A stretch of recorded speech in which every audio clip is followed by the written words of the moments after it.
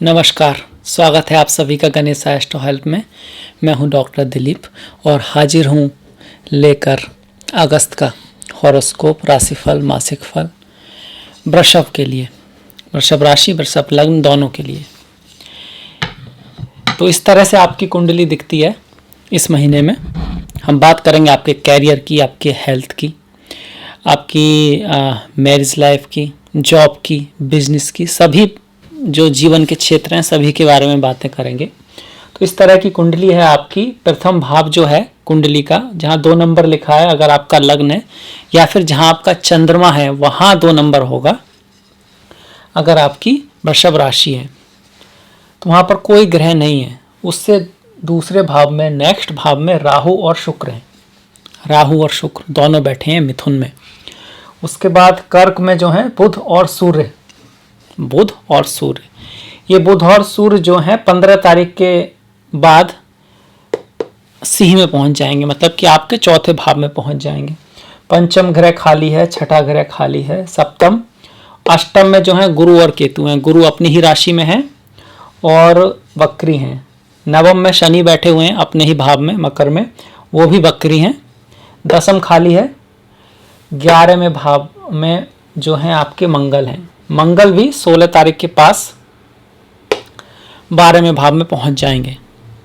तो इस तरह से है ग्रहों की स्थिति। तो अगर हम पहले बात करें कैरियर की, तो कैरियर के मामले में अगर देखा जाए तो अच्छा महीना है। कैरियर के मामले में ओवरऑल अच्छा है। बिजनेस के लिए भी ओवरऑल अच्छा है, आपकी तरक्की होगी। ट्रांसफ़र हो सकता है, कुछ लोगों का ट्रांसफ़र हो सकता है। बिजनेस जो है वो थोड़ा बढ़ेगा, खास करके जिनका रियल इस्टेट्स, ज़मीन से जुड़ा हुआ, इंस्ट्रूमेंट से जुड़ा हुआ, किसी मेटल से, फायर से, किसी ऐसी चीज़ से जुड़ा हुआ अगर किसी का बिजनेस है तो उसमें खासा फ़ायदा होगा, खास करके 16 तारीख तक। जिन लोगों का कुछ टीचर हैं, अध्यापक हैं, एस्ट्रोलॉजर हैं, या फिर कंसल्टेंट हैं, इस तरह का बिजनेस है, इस तरह का काम है, उनका जॉब है, तो उनके लिए भी ठीक है। पर उनके लिए सजेशन है कि कोई बहुत बड़ा नया निर्णय ना लें, थोड़ा संभल के काम करें, थोड़ा जो बोलते हैं थोड़ा सोच समझ के कहें, उसमें थोड़ा बहुत कहीं गलती हो सकती है, इस तरह का चांसेस है। क्यों? क्योंकि जो गुरु हैं वो इन सब को दिखाते हैं, और गुरु अष्टम में है, हालांकि अपनी राशि में है और वक्री में है। चूंकि वो अपनी राशि में है तो वो विपरीत राजयोग बना रहे हैं। इसको सरल नाम का विपरीत राजयोग बोलते हैं। जो मैंने बताया था कि जो रियल एस्टेट के हैं, या स्पोर्ट्स में हैं, या सर्जन हैं, या पुलिस में हैं, उनके लिए थोड़ा अच्छा समय रहेगा, खास करके 16 तारीख तक। उसके बाद भी अच्छा है, पर ये ज़्यादा अच्छा कहा जाएगा। इसका कारण है मंगल, मंगल का 11वें भाव में होना। जो लोग आर्ट्स फील्ड में हैं, चित्रकार हैं, राइटर हैं, डांस वगैरह में हैं, डिजाइनर हैं, चाहे वो इंटीरियर डिजाइनिंग हो, कंप्यूटर डिजाइनिंग हो, वेब डिजाइनिंग हो, इस तरह का किसी चीज़ को सुंदर बनाना, अच्छा बनाना, उसमें हैं, उनके लिए भी ये महीना अच्छा रहेगा। पर उन लोगों को थोड़ा सा मर्यादा का पालन करना चाहिए। कुछ ऐसी सिचुएशन बन सकती है कि उस जिसमें वो कुछ ऐसा कर सकें, अगर जन्म कुंडली में भी इस तरह के योग हैं तभी, कि उससे थोड़ा सा इमेज में कुछ कमी आए। इस तरह का योग यहाँ पे बने हुए हैं, तो मर्यादा का पालन रखें।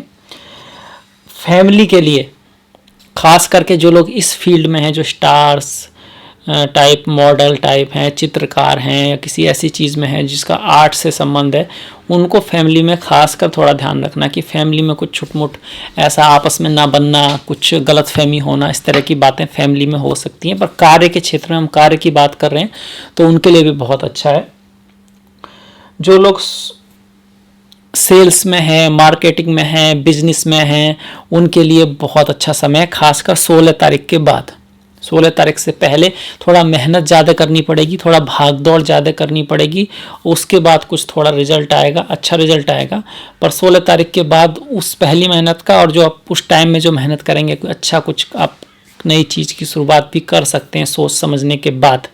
अगर आप सेल्स में है, मार्केटिंग में है, लकड़ी का आपका काम है, या फिर आप गवर्नमेंट में हैं, तो अच्छा समय आएगा 16 तारीख के बाद खास करके अच्छे समय आएगा, क्योंकि उसका कारण ये है कि सूर्य और बुध जब यहाँ पर होंगे तो एक राजयोग बनाएंगे, चतुर्थ भाव में उनका एक राजयोग रहेगा, क्योंकि सूर्य तो इस भाव के स्वामी है ही और पंचम का स्वामी यहाँ पर आ रहा है, तो राजयोग बनाएगा। ये कार्य के लिए अच्छा है, सूर्य से रिलेटेड कार्यों के लिए अच्छा है, बुध से रिलेटेड कार्यों के लिए भी अच्छा है।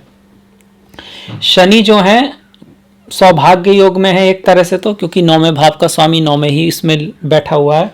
दूसरा जो है कि इस 9वें भाव के स्वामी पर अगर हम देखते हैं तो धन भाव के स्वामी और पंचम भाव के स्वामी की दृष्टि भी पड़ रही है, तो यहाँ भी एक राजयोग बना हुआ है आपका, और ये 16 तारीख तक रहेगा। तो फॉरेन चीज़ों से, यात्रा के थ्रू, फिलॉसफी से, अपने से बड़े लोगों से, टीचर से, गुरुओं से, एक्सपीरियंस लोगों से आपको काफ़ी फ़ायदा हो सकता है। इसके साथ साथ आपके जो सबऑर्डिनेट हैं, आपसे जो नीचे वाले लोग हैं, जो आपके घर में काम करने वाले नौकर हैं, उनकी भी कोई बात, कही हुई बात आपके काम आ सकती है। अगर आप उनको अच्छा उनसे बिहेव रखते हैं और उनकी थोड़ा बहुत सहायता करते हैं तो ये आपके लिए खास करके लकी रहेगा।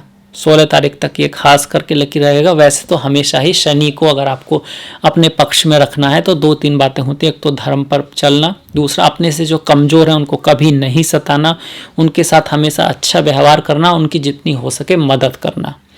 इसके साथ साथ जो भी ऐसे लोग हैं जिसको लोग समझते हैं कि वो छूत हैं, अछूत हैं, या फिर कमज़ोर वर्ग है, या जो लोगों को लोग ने कुछ दूर कर दिया है मेन स्ट्रीम से, उनकी सहायता करना शनि के लिए बहुत अच्छा है। तो शनि जो है यहाँ पर 9वें भाव में, 9वें के ही स्वामी हैं, बकरी हैं, तो भाग्य में थोड़ा सा दिक्कत रहेगी, क्योंकि शनि लगभग सितंबर के एंड तक बकरी रहेंगे। मतलब जितना भाग्य के भरोसे चीज़ों को न छोड़ें, जैसे कोई भी काम है तो उसको पूरा एंड तक ले जाएं। ये ना सोचें कि हाँ भाई ऐसे ऐसे, तो पूरी प्लानिंग के साथ काम करें। हालांकि भाग्य का स्वामी भाग्य में है तो इन द एंड आपको सहायता मिलेगी और इन द एंड वो आपके पक्ष में काम करेंगे। पर यहाँ से थोड़ा सा खर्चा भी ज़्यादा होगा, इस चीज़ को दिखा रहे हैं, खर्चा ज़्यादा होगा और लाभ जो होगा उतना नहीं होगा जितना होना चाहिए। यहाँ से शनि उसको रोक रहे हैं। पर ऐसा नहीं है कि ख़राब सिचुएशन है, सिचुएशन सिर्फ यही है कि मेहनत थोड़ी ज़्यादा करनी है, उसके बाद लाभ होगा। जितना आप पराक्रम करेंगे उतना ही लाभ होगा। तो ये तो हमने कार्य के बारे में बात की ओवरऑल। अब एक हर ग्रह को देख लेते हैं। जैसे गुरु हैं, गुरु यहाँ से 1 2 3 4 5, मतलब कि आपके 12वें भाव को देख रहे हैं। यहाँ से अगर हम गिनते हैं 1 2 3 4 5, 12वें भाव को देख रहे हैं, तो खर्चा बढ़ाएंगे, आध्यात्म की तरफ आपकी रुचि बढ़ाएंगे, दान पुण्य कुछ आप ऐसा कर सकते हैं। केतु की भी दृष्टि है तो आध्यात्मिकता, योगा, स्पिरिचुअलिटी, इन चीज़ों की तरफ आपका ध्यान जा सकता है। हस्तरेखा, सामुद्रिक विज्ञान, इन सब चीज़ों की तरफ आपका ध्यान जा सकता है। और ये आपके लिए लकी भी है। अगर थोड़ा सा कुछ भगवत गीता, कुछ जो धार्मिक किताब अपने रूटीन में अगर यूज करेंगे तो धन की वृद्धि करेगा आपके लिए, आपके कार्य में भी इससे वृद्धि होगी और आपके बिजनेस के लिए भी ये अच्छा रहेगा। खास करके चूँकि ये दोनों के दोनों ग्रह मिलकर दूसरे भाव को देख रहे हैं जहाँ पर राहु और सूर्य हैं। तो राहु जो क्या है, एकदम से किसी चीज़ को बढ़ाने वाले, और शुक्र है, मेरा कहने का मतलब ये था। और शुक्र क्या है, शुक्र है आपका ऐशो आराम, जो भी भौतिक सुख की चीज़ें हैं, सभी फिजिकल सुख की जो सारी चीज़ें हैं, जो आजकल हम जिन चीज़ों की कीमत करते हैं, ब्रांडेड चीज़ें, अच्छी शराब, अच्छा कपड़ा, अच्छी गाड़ी, अच्छा घर, क्लास वाला महंगी चीज़ें, एप्पल का आईफोन, एप्पल का नोटबुक, इस तरह की चीज़ें, वो सब चीज़ें बनने के चांसेस है। मतलब आपके अकॉर्डिंग कुछ ना कुछ चीज़ें ऐसी जीवन में आएंगी जो आप, जिसको आप स्टैंडर्ड काउंट करते हैं, इस तरह की यहाँ संभावना है। क्योंकि गुरु उसको देख रहे हैं। अचानक से लाभ, लॉटरी लग जाना, या फिर कह सकते हैं कि टैक्स का पैसा, किसी तरह से बीमे का पैसा मिल जाना, पेरेंट्स के थ्रू आपको कोई ऐसा गिफ्ट, या किसी से अचानक से कोई जिसको आपको उम्मीद ना हो, चाहे ससुराल की तरफ से हो, कुछ ऐसा मिलने के यहाँ पे चांसेस हैं। जिन लोगों के सासू ससुराल है, जिन लोगों की शादी हो चुकी है, तो ससुराल से कोई हेल्प मिलना, ससुराल से कुछ पैसा मिलना या किसी तरह का काम बनना, इस तरह के भी यहाँ पर अच्छे योग बने हुए हैं। यहाँ पर गुरु जो है सरल जो योग है, उसके साथ साथ धर्म ध्वजा योग भी बना हुआ है गुरु और केतु का। तो अध्यात्म के क्षेत्र में, रिसर्च के क्षेत्र में अगर आप किसी चीज़ पर रिसर्च कर रहे हैं और उसके लिए अच्छा है। विदेश जाने के लिए भी यहाँ पे योग बने हुए हैं, बाहर जाने के, क्योंकि यहाँ बैठे हुए गुरु जो कि आपके लाभेश हैं, 12वें भाव को देख रहे हैं, तो विदेश जाकर भी आपको कुछ लाभ होने की संभावना बन रही है यहाँ पर। इसके अलावा स्त्री के थ्रू धन लाभ होने की चांसेज हैं, फॉरेन लोगों के थ्रू या फिर ऐसे लोग जो आपसे काफ़ी अलग हैं उनके थ्रू भी आपको बहुत सारा लाभ होने के चांसेस यहाँ पे बन रहे हैं। ऐसा मैं क्यों कह रहा हूँ, क्योंकि लाभ भाव तो ये है जिसमें मंगल आए हुए हैं, और ये धन भाव है। धन भाव में राहु और शुक्र हैं। शुक्र स्त्री, स्त्रीत्व, आर्टिस्ट लोग, राहु फॉरेन लोग, ऐसे लोग जो आपसे अलग हैं, दूसरी कास्ट के लोग, दूसरे धर्म के लोग, दूसरे स्टेट के लोग, उनको दिखा रहा है। वो धन के क्षेत्र में आए हैं, तो उनसे धन लाभ होने के पूरे पूरे चांसेस बनते हैं यहाँ पर। ऊपर से गुरु की दृष्टि वहाँ पर जा रही है जो लाभ के ही स्वामी हैं, तो इस चीज़ें यहाँ पे बनी हुई हैं। बहुत ही अच्छे योग इस मामले में बने हुए हैं। अब इनकी संभावना किन की ज़्यादा होगी, किन को ये मिलेगा? पहली बात, जिनकी इस तरह की दशा या महादशा चल रही होगी, जैसे कि शुक्र की, गुरु की, इन सब चीज़ों की, जो राहु की, अगर राहु अच्छे हैं तो उनको भी बहुत अच्छा ये लाभ हो सकता है। विदेश यात्रा के चांस बनते हैं। अगर लॉकडाउन की वजह से आजकल यात्राएं बंद हैं, तब भी किसी फॉरेन सोर्स से में इंटरेस्ट, उससे लाभ, इस तरह की कुछ ना कुछ प्लानिंग। कुछ लोग तो बाहर रह ही रहे हैं, विदेश में भी बहुत सारे इंडियंस हैं, बहुत ही ज़्यादा हैं एक्चुअली। आप चाहे रशिया जाएं, दुबई जाएं, अमेरिका जाएं, ऑस्ट्रेलिया जाएं, जहाँ भी जाएं, हर जगह इंडियन आपको मिलेंगे, तो उनके लिए भी अच्छा समय है। अच्छा, इसके साथ साथ ये जो गुरु हैं, इनकी दृष्टि चतुर्थ भाव पर पड़ रही, तो गाड़ी खरीदने के लिए, घर खरीदने के लिए, ज़मीन खरीदने के लिए अच्छा समय है। और गुरु की दृष्टि वहाँ पर पड़ रही है, तो उस चीज़ को बढ़ा भी रही है। कंफर्ट्स में आपके वृद्धि होगी, और साथ ही साथ आपकी यात्राओं को दिखा रही है। काफ़ी हद तक यात्राओं के योग भी बन रहे हैं यहाँ पर, क्योंकि सूर्य जो चतुर्थ स्थान के स्वामी हैं, वो अपना 16 तारीख, पहली 16 तारीख तक यहाँ पर रहेंगे, तो अपने से 12 में जा रहे हैं। तो ये बताता है चेंज ऑफ प्लेस, ट्रांसफ़र, आपका ट्रांसफ़र होना, दूसरी जगह जाना, नहीं तो छोटी मोटी कोई ना कोई यात्रा होने के यहाँ पर चांसेस हैं। बड़ी यात्रा का थोड़ा कम चांस है, पर फिर भी क्योंकि शनि यहाँ पर हैं, पर स्टिल वो जो है 9वें भाव में है, दूर यात्रा के, समुद्र पार यात्रा के, ओवरसीज जर्नी के उसमें है। तो जिन लोगों की एज ज़्यादा है, 36 साल से ऊपर, उनके लिए शनि जहाँ तक है यात्रा कराएंगे, रोकेंगे नहीं। उससे कम वाले जो हैं, तो उसमें थोड़ा सा शनि जो है रुकावट करने की कोशिश करेंगे। यानी अगर आप उच्च शिक्षा के लिए जाना चाहते हैं तो थोड़ी सी मुश्किल होगी। अगर ऐसा कुछ हो रहा है तो आप क्या कर सकते हैं, एक तो जो गरीब लोग हैं, अंधे लोग हैं, लंगड़े लोग हैं, अपाहिज लोग हैं, उनकी मदद करना दिल से, उनकी अच्छाई के लिए। इसके साथ साथ बजरंगबली या फिर भगवान शिव की आराधना करना, और पीपल का जो पेड़ होता है, पीपल का जो पेड़ होता है, उसकी 7 परिक्रमा की जाए। अब यहाँ पर ये बात थोड़ी सी क्लियर करना चाहूँगा कि पीपल में हमारे शास्त्रों में कहा गया कि सभी देवों का निवास है। उसका एक कारण है कि देखिए, पीपल जो है ऑक्सीजन छोड़ता है, दिन और रात सिर्फ कल्याण का काम करता है, छाया देता है, और भी प्रकृति में उसका बहुत अहम रोल है। पीपल की दवाइयों में भी उसका बहुत यूज होता है, तो उसको भी ईश्वर स्वरूप माना गया है। और ईश्वर में तो सारे देव रहते ही हैं। इसी तरह गाय को भी ईश्वर स्वरूप इसीलिए माना गया है क्योंकि वो बहुत कुछ देती है।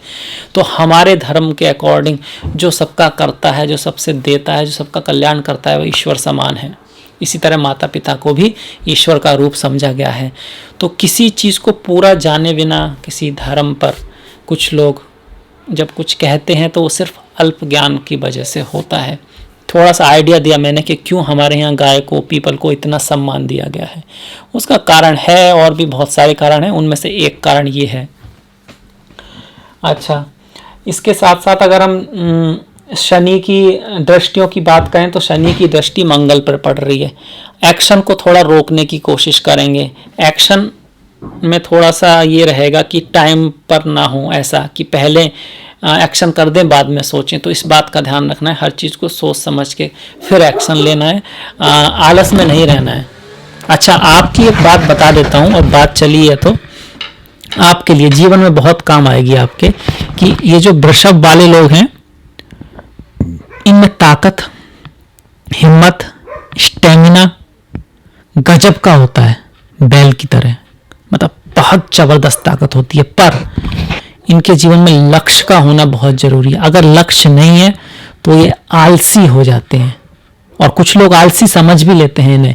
जब तक लक्ष्य जीवन में नहीं है आपके, जब तक आपका कोई उद्देश्य नहीं है, आप जो है अपनी शक्ति को भी नहीं पहचान पाएंगे कि मैं इतनी मेहनत कर भी सकता हूँ, या मुझ में इतना कैपेबिलिटी है भी। तो जीवन में लक्ष्य को ढूंढिए, उस चीज़ को ढूंढिए जो आप, जिसके लिए आपके अंदर से आता है कि हाँ इसको तो पाना ही है। उसके बाद फिर आप अपने आप को पहचान पाएंगे, उसके बाद दुनिया आपको पहचानेंगे। आप बहुत ऊपर जाने की क्षमता है आप में, पर आपके जीवन में लक्ष्य होना चाहिए, कुछ ऐसी चीज अंदर से कि हाँ भाई आग किसी चीज के लिए, कि हाँ ये बनना ही है, वो अंदर से आना चाहिए। ये नहीं कि भाई किसी ने कोई बन गया कुछ, तो उसमें वो अंदर वाली बात नहीं होगी, तो फिर वो थोड़े बहुत दिन में, महीने 2 महीने बाद वो शांति आ जाएगी, जो उसमें वो बात नहीं आ पाएगी। तो अपनी उस चीज़ को ढूंढना है। नहीं तो ऐसे लोग कई बार लोग समझते हैं कि वो अच्छी खाने को पसंद करते हैं, अच्छा घूमना पसंद है उन्हें, स्टैंडर्ड पसंद है, और हर चीज़ का टेस्ट उनका अच्छा है, पर थोड़े आलसी से लगते हैं क्योंकि उनको अभी तक वो लक्ष्य नहीं मिला है जीवन में, वो सही पाथ नहीं मिला है। तो ये बहुत ज़रूरी है। यहाँ जब हम वृषभ की बात करते हैं, यहाँ पर एनर्जी को हर चीज़ में नहीं घुसते वो लोग, जैसे कि मेष राशि वाले होते हैं, वो हर चीज़ में थोड़ा सा हर चीज़ के मास्टर होते हैं और बहुत एनर्जेटिक रहते हैं। इनमें भी एनर्जी बहुत है, पर इनको लक्ष्य चाहिए, इन्हें वो चाहिए कि हाँ कहाँ करना है, वेस्ट नहीं करना चाहते। पर अगर एक बार मिल जाता है तो धुआंधार एनर्जी वाले होते हैं वृषभ वाले। थोड़े से अनप्रेडिक्टिव चीज़ों को पसंद नहीं करते हैं, थोड़ी सी स्थिरता पसंद है। ये नहीं कि शाम को कुछ सोचा और सुबह उसको बदल दिया, ऐसे लोगों को ये लोग कम पसंद करते हैं।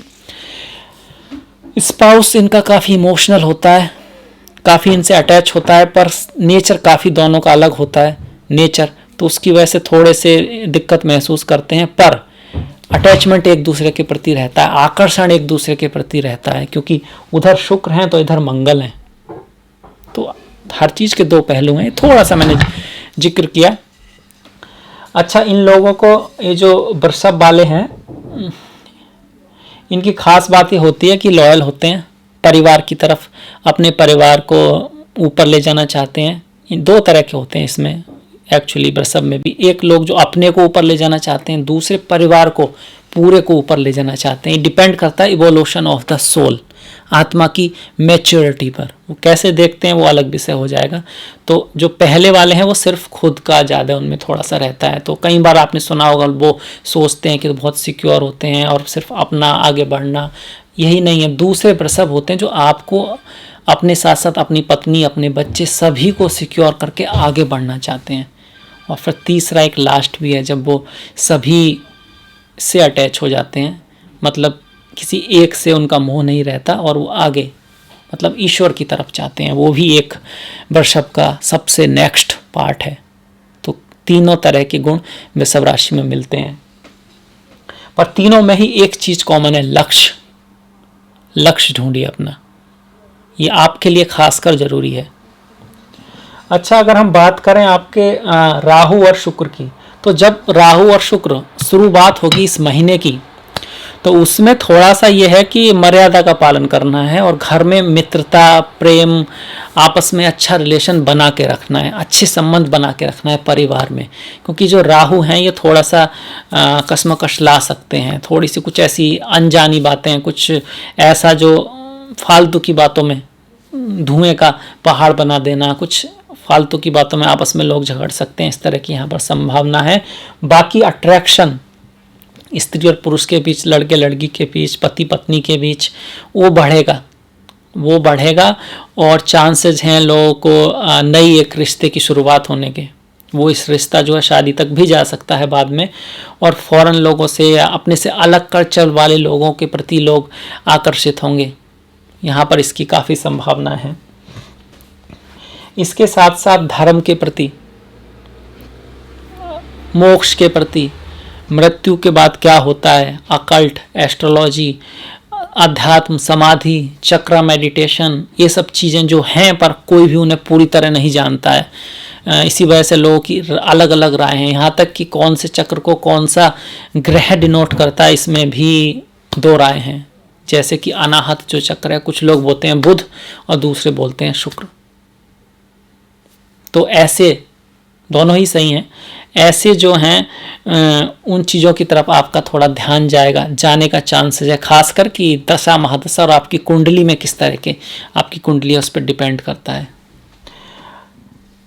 अगर हम बात करें राहु की दृष्टियों की, तो राहु की जो दृष्टि है, एक दृष्टि तो सीधी सीधी आपके अष्टम भाव पर पड़ रही है, जो कि फैमिली लाइफ का है, सेक्स का है और लाइफ आफ्टर मैरिज का है, सास ससुर का है, स्कैंडल्स का है, उस पर राहु की दृष्टि पड़ रही है। वहाँ केतु भी बैठे हैं, गुरु भी वहाँ पर साथ है। तो अपने गुरुओं को सम्मान करें, मर्यादा का पालन रखें और कोई भी ऐसी चीज़ जो धर्म विरुद्ध है उसे ना करें, क्योंकि आगे चलकर उसको आपको नुकसान भरना ही पड़ेगा।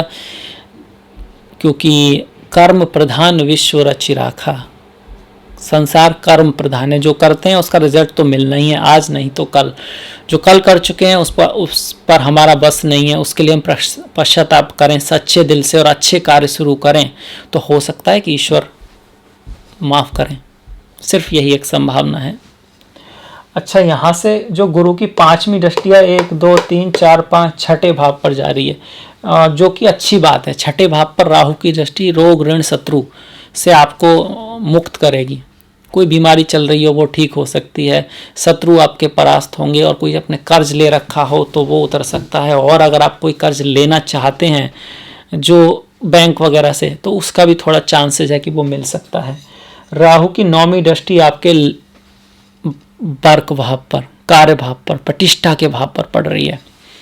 तो प्रतिष्ठा के भाव पर राहु की दृष्टि अच्छी है, क्योंकि वहाँ पर जो राशि है वो कुंभ है और उसमें जो पड़ने वाला नक्षत्र शतभिषा वो राहु का ही नक्षत्र है, और खुद राशि जो है उसमें भी राहु रूल करते हैं। तो आपके कार्य में उन्नति होगी, पद प्रतिष्ठा में बहुत वृद्धि होने की संभावना। अचानक से कुछ ऐसी बात हो सकती है जिसकी आपने उम्मीद नहीं की थी, मतलब आप सोच रहे थे अब कैसे होगा, अचानक से आया कि आपका तो प्रमोशन हो गया। इस तरह की घटना यहाँ पे हो सकती है, पूरा चांसेज है।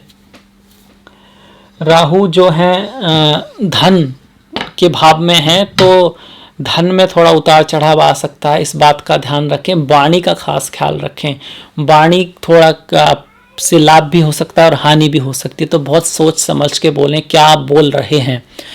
अपनी तरफ से काफ़ी सोच समझ के सही बोलें और कुछ भी ऐसा ना कहें जिससे दूसरे की भावनाओं को कुछ आहत हो। इस तरह का आपको ध्यान रखना होगा, क्योंकि राहु वाणी के भाव में है। खाने पीने का ध्यान रखें, हालांकि इस समय आपका जो होगा मूड अच्छी चीज़ें खाना, अच्छा अगर आप ड्रिंक करते हैं तो अच्छी वाइन या फिर अच्छे कपड़े, अच्छी चीज़ों की तरफ होगा जो बहुत ही हाई स्टैंडर्ड की हैं, और वो कुछ चीज़ें आपके जीवन में आएंगी भी, क्योंकि शुक्र वहाँ पर है। और चतुर्थ स्थान का स्वामी जो है वो भी राजयोग में है, और चतुर्थ स्थान एक तरह से कन्वीनियंस को दिखाता है, घर गाड़ी बंगले को दिखाता है। तो इन सब का भी आपके जीवन में बढ़ने के चांसेस है, होने का चांसेस है। अब ये डिपेंड करेगा आपकी दशा महादशा, क्योंकि देखिए गोचर जो है वो तो फिलहाल में जो ग्रह चल रहे हैं वो दिखा रहा है। गोचर को आप ये समझ लीजिए कि खिड़की है एक तरह की गोचर, पर जो प्रकाश है, जो असली चीज़ है वो तो जन्म कुंडली है। अगर उसमें अच्छे योग हैं तो गोचर उस खिड़की को खोलता है तो प्रकाश अंदर आ सकता है। अगर प्रकाश है ही नहीं, गोचर आए जाए कोई फर्क नहीं पड़ता। ठीक इसी तरह से अगर आपकी कुंडली में दम है, अच्छी दशा महादशा चल रही है, तो फिर आपके लिए अच्छा समय है। गुरु और शनि दोनों ही वर्गोत्तम चल रहे हैं, तो ऐसे में अगर आपके जन्म के गुरु और शनि भी वर्गोत्तम हैं और अच्छी स्थिति में है और कुंडली में दम है, तब भी बहुत अच्छा समय है आपके लिए, भाग्य उन्नति के लिए, व्यापार में उन्नति के लिए और किसी क्रिएटिव चीज़ के लिए। कुछ आप करना चाहते हैं बड़ा, तो उस चीज़ के में ये दोनों लोग साथ दे सकते हैं अगर कुंडली में ऐसा है तो। अच्छा, अगर हम देखें जैसे कि सूर्य जो है, सूर्य और बुध, इनकी दृष्टि नवम भाव पर पड़ रही है, तो सूर्य की दृष्टि नवम भाव पर अच्छी है। हालांकि वहाँ पे शनि बैठे हैं, तो थोड़ा पिता का ध्यान रखना है, उनकी सेहत का ध्यान रखना है, ख्याल रखना है। और जो बॉस हैं उनसे थोड़ा सा हो सकता है इस तरह का कि कुछ मिसअंडरस्टैंडिंग हो जाए। सूर्य और शनि सामने आ रहे हैं, पर चूंकि राजयोग है, इन द एंड आपको फायदा होने वाला है। मंगल की बात करें तो मंगल की दृष्टि 16 तारीख तक आपके द्वितीय भाव पर रहेगी, तो ये अच्छी दृष्टि है। 16 तारीख तक ये अच्छी दृष्टि है। इससे आपके अंदर काफ़ी ऊर्जा रहेगी, आपकी जो वाणी है वो काफ़ी एनर्जेटिक रहेगी, और काम भाव जो होता है, किसी काम को करने की इच्छा, जीवन में कुछ पाने की इच्छा, वो ज़्यादा रहेगी। इसके साथ साथ थोड़ा सा वाणी का कंट्रोल रखना है और मर्यादा में रहना है, क्योंकि किसी भी तरह की कामना में से एक कामना ये भी होती है जो स्त्री पुरुष की कामना होती है, तो वो अगर अपने मर्यादित उसमें है तो बहुत अच्छी बात है, बहुत ही बढ़िया बात है। वो अगर नहीं है तो फिर उसको आपके कंट्रोल में होना चाहिए, ना कि उसके आप कंट्रोल में आए। इस बात का आपको ध्यान रखना है। मंगल की सीधी दृष्टि जो है पंचम भाव पर पड़ रही है, बच्चों के भाव पर पड़ रही है। अकेले मंगल की दृष्टि से कुछ बस ये रहेगा कि बच्चे थोड़े से एक्टिव रहेंगे, थोड़े से नॉटी हो सकते हैं, हो सकता है आपकी कम सुने, बस इतना ही, कुछ इसमें डरने वाली बात नहीं है। अगर शनि की बात करें तो शनि की दृष्टि और राहु की दृष्टि जो है छठे भाव पर पड़ रही है, एक अच्छी दृष्टि है। रोग ऋण शत्रु से आपको इस महीने में राहत मिलेगी। अगर आपका कोई मुकदमा चल रहा है, कुछ ऐसा कुछ चल रहा है, तो उसमें आपको विजय मिल सकती है। मंगल की जो 8वीं दृष्टि है वो भी इसी भाव पर आ रही है, तो 3 मलेफिक की दृष्टि छठे भाव पर है। थोड़ा सेहत का तो ध्यान रखें, पेट का ध्यान रखें। हो सकता है कि आप हेल्थ के लिए हिसाब से, पेट के हिसाब से तो खाना पीना अपना थोड़ा सादा रखें, या फिर एंजॉय की चीज़ भी है, कोई अच्छी टेस्टी चीज़ भी है तो उसको एक लिमिट में लें। योगा प्राणायाम करते रहें और स्वास्थ्य का थोड़ा ध्यान रखें। बाकी अच्छा ही है ओवरऑल अगर देखा जाए तो। अच्छा, अगर हम सप्तम भाव की बात करते हैं, प्रेम की बात करें, रोमांटिक जो लाइफ होती है पति पत्नी के बीच, वो उस लाइफ की बात करें, तो सप्तम का स्वामी 11वें भाव में आ रहा है, तो लाभ हो सकता है आपके पति के थ्रू, आपकी पत्नी के थ्रू, आपकी प्रेमी प्रेमिका के थ्रू, आपके कॉन्ट्रैक्ट बिजनेस में भी लाभ होगा। इसके साथ साथ राहु शुक्र का संबंध है, आपस में रिलेशन में क्लोजनेस आएगी, अट्रैक्शन बढ़ेगा, पर थोड़ा सा मर्यादा का ध्यान रखें। जब भी राहु शुक्र साथ में होते हैं तो इस तरह की बातें का थोड़ा सा ध्यान रखना चाहिए। हालांकि यहाँ पर गुरु राहु को देख रहे हैं और शुक्र को भी देख रहे हैं, ये अच्छी बात है। अब अगर हम बात करें आपके स्टूडेंट्स की, तो देखिए स्टूडेंट्स के लिए भी अच्छा समय है, एजुकेशन के लिए अच्छा समय है। अगर आप किसी एग्ज़ाम की तैयारी कर रहे हैं और या फिर आप किसी चीज़ के लिए प्रिपरेशन कर रहे हैं, तो आपका मन जो है लगेगा काम में, आपकी बुद्धि सही दशा पाएगी और उसको आप जो याद कर रहे हैं वो याद रह पाएगा आपका। इसको थोड़ा सा अगर आपको बढ़ाना है तो ओम गम गणपते नमः, सिर्फ एक मंत्र है जिसका आप हर दिन जाप कर सकते हैं। बुधवार से शुरू करें तो थोड़ा अच्छा होगा, बढ़ते हुए चंद्रमा में शुरू करें तो और भी अच्छा होगा। बाकी सबसे ज़्यादा महत्वपूर्ण है खुद की भावना, ये विश्वास, मंत्र पर विश्वास कि हाँ मैं कर रहा हूँ तो इससे मुझे हेल्प मिलने वाली है। और रात को सोने से पहले, सुबह उठने के बाद कुछ पॉजिटिव बातें, कुछ अच्छी चीज़ें पढ़ना, दिमाग में अच्छी थॉट्स ले जाना, ये भी बहुत ज़रूरी है। इसके साथ साथ थोड़ा सा योगा प्राणायाम करते रहें तो 100% गारंटी है कि चीज़ें सुधरेंगी और अच्छी दिशा में सुधरेंगी। तो ये था मेरी तरफ से वृषभ का अगस्त का राशिफल। अब थोड़ा सा त्योहारों के बारे में बात कर लेते हैं, इस महीने में कौन से त्यौहार रहेंगे। तो 3 तारीख का जो है हमारा पूर्णिमा है, तो जिन लोगों का चंद्रमा जो है बहुत अच्छा नहीं है, चंद्र पर शनि की दृष्टि है, इस शनि की महादशा चल रही है और उसमें थोड़ा सा चंद्रमा अगर आपका कुंडली में अफेक्टेड है तो उस केस में पूर्णिमा का व्रत रखना बहुत अच्छा माना गया है। इसके साथ साथ प्रदोष व्रत, जो कि आपका होगा 16 तारीख को और 30 तारीख को और 17 तारीख की जो है शिवरात्रि। इनमें से कोई एक दो रख सकते हैं, ये चंद्रमा वाले के लिए, जिनकी चंद्रमा प्रॉपर नहीं है, थोड़ा उनको डर लगता है, थॉट्स इधर उधर आते हैं, एक चीज़ पे लक्ष्य नहीं बना पाते हैं, तो आपके लिए चंद्रमा इम्पोर्टेंट भी है, क्योंकि आपके लग्न में वो उच्च के होते हैं और आपके जो है पराक्रम के स्वामी हैं, तो ये आपके लिए एक महत्वपूर्ण व्रत है। 12 तारीख को कृष्ण जन्माष्टमी है, आपको बधाई हो अभी से भगवान श्री कृष्ण की। हरे कृष्णा कृष्ण कृष्ण हरे हरे, हरे राम राम राम हरे हरे। तो व्रत रखिएगा और भगवान कृष्ण की कोई अगर व्रत ना भी रखें तो उनकी जो जीवन शैली को थोड़ा पढ़िएगा, गीता पढ़ लीजिएगा, गीता का 2, 3 अध्याय पढ़िएगा, तो उससे आपको बहुत पुण्य भी प्राप्त होगा और बहुत कुछ आप समझ भी पाएंगे। अपने आप पढ़िएगा और समझने की कोशिश कीजिएगा। 15 अगस्त को आजा एकादशी है, कहा जाता है ये एकादशी श्री हरिश्चंद्र जी से जुड़ी हुई है, और इस एकादशी का जो व्रत रखता है, जो उसकी कथा सुनता है, उसके सारे पाप धुल जाते हैं और बहुत सारा पुण्य प्राप्त होता है।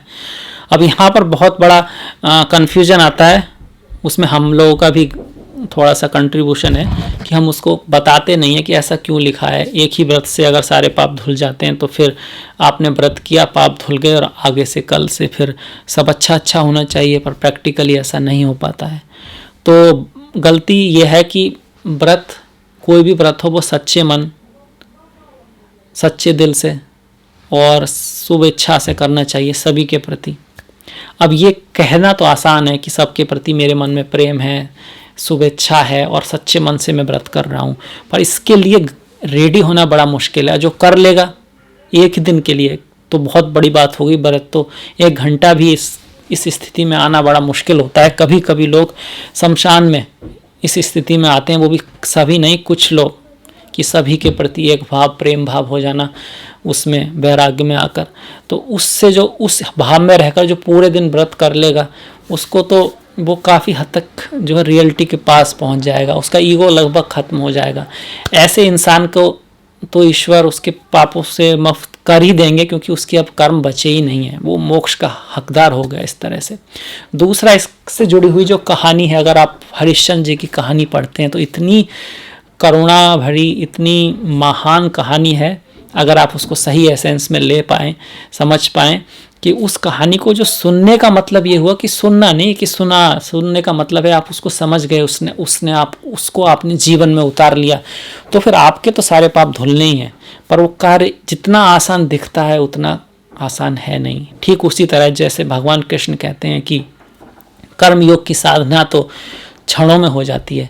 जिस वक्त आपने इस बात को समझ लिया, उसी वक्त, उसी क्षण आप सारे पापों से मुक्त हो गए और मोक्ष आपको मिलेगा ही।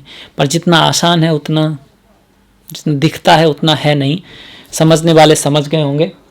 अब इसके बाद 29 तारीख को परिवर्तन एकादशी है। ये भगवान जो हमारे वामन अवतार जी हैं और बाली महाराज की कहानी से रिलेटेड है। जब वामन अवतार जी ने 3 जो पैर दिए, पैर में सारी ज़मीन, स्वर्गलोक और सारा आकाश नाप लिया था, तब की कहानी है। बाली महाराज को प्रश्न होकर ये उन्होंने कहा था कि मैं उनके साथ रहूँगा, तब उसके बाद इसी परिवर्तन एकादशी बोलते हैं। जो श्रवणा नक्षत्र है, श्रवणा नक्षत्र है जो आपके भाग्य भाव में पड़ता है, भाग्य भाव में पड़ता है, तो उससे जुड़ी हुई कहानी है। तो आपके लिए इसका व्रत भाग्य को बढ़ाने वाला है। भगवान विष्णु की पूजा भी आपको, खास करके वो वाले विष्णु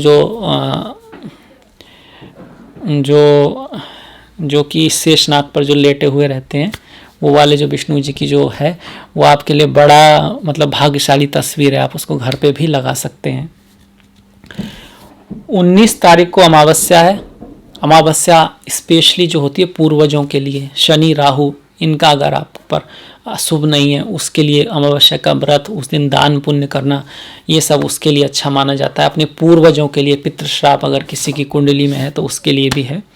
इसके अलावा 16 तारीख को आपकी संक्रांति है, सिम्हा संक्रांति है। संक्रांति भी बहुत ही शुभ है प्रतिष्ठा के लिए। कार्य में सूर्य जिनके खराब हैं उनके लिए और आध्यात्मिकता के लिए। और संक्रांति से लेकर अगर कोई मंत्र का जाप किया जाता है उस ग्रह से संबंधित, जैसे कि इस बार सिंहा संक्रांति है, चतुर्थ भाव में पड़ रही है, तो अगर चतुर्थ भाव से रिलेटेड मतलब मातृ श्राप, मातृ नाम का पितृ श्राप आपको है, तो इस संक्रांति को अगर आप मंत्रों का उच्चारण शुरुआत करते हैं और करते रहते हैं काफ़ी समय तक, कम से कम 40 दिन, ज़्यादा भी कर सकते हैं, अलग अलग राय हैं, तो इसको काफ़ी उपयोगी माना गया है।